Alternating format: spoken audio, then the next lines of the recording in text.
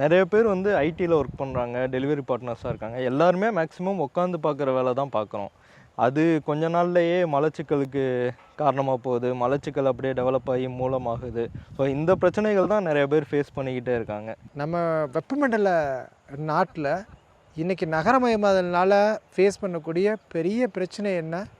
நமக்கு வந்து மூலம், மலச்சிக்கல், உடல் சூடு, இதனால் வரக்கூடிய பல்வேறு விதமான பிரச்சனைகளுக்கெல்லாம் ஒரு அற்புதமான தீர்வத்தை நம்ம இப்போ பார்க்க போகிறோம். இந்த மூலிகை வந்து 2500 வருஷத்துக்கு முன்னாலேருந்தே இருக்குது. அதை பற்றி பல்வேறு நூல்களில் இருக்குது. இதுக்கு பேர் துத்தி.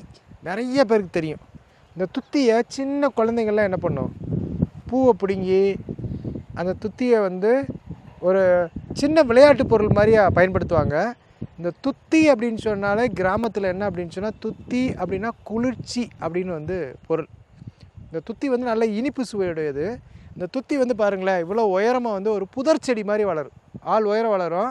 இந்த துத்தியோட இலைகள் பார்த்திங்கன்னா அப்படியே நல்ல ஒரு அழகான ஒரு வட்ட வடிவில் நமக்கு வந்து இப்படி பார்த்தா வந்து ஒரு இதய வடிவில், வட்டமும் இதயமும் கலந்த இந்த வடிவில் இருக்கும். இதில் இருக்கக்கூடிய துத்தியை பார்க்கணும் அப்படின்னா சின்ன, இதை பின்னால் திருப்பி பார்த்தா ஒரு சாம்பல் வடிவத்தில் இருக்கும். நம்ம தொட்டு பார்க்கும்போதே வந்து ஒரு பிசுபிசுப்பான தன்மை இருக்கும். இதில் இருக்கக்கூடிய அந்த கிளான்ஸ் ஒரு ஒட்டும் திரவம் போல் வந்து இருக்கும். இந்த துத்தியில் பார்த்திங்க அப்படின்னா நிறைய துத்தி இருக்குது. நம்ம பார்க்கும்போது குறிப்பாக நிலத்துத்தின்னு ஒரு துத்தி இருக்குது. நம்ம பார்க்குறது வட்டத்துத்தின்னு ஒன்று இருக்குது. அதே போல் நமக்கு இந்த சிறுநீர் பெருக்கும் தன்மையை அதிகரிக்கக்கூடிய துத்தி வந்து பெருந்துத்தின்னு ஒன்று இருக்குது, பனியார துத்தின்னு இருக்குது. அதே போல் கொடி மாதிரியாக இருக்கக்கூடிய கொடி துத்தின்னு இருக்குது.